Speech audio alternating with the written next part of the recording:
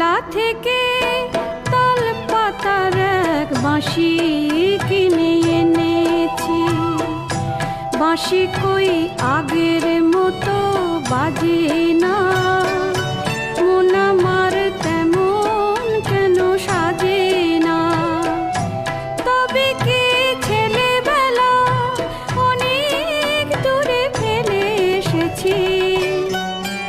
আমি মেলা থেকে তাল পাতার এক বাঁশি কিনে এনেছি।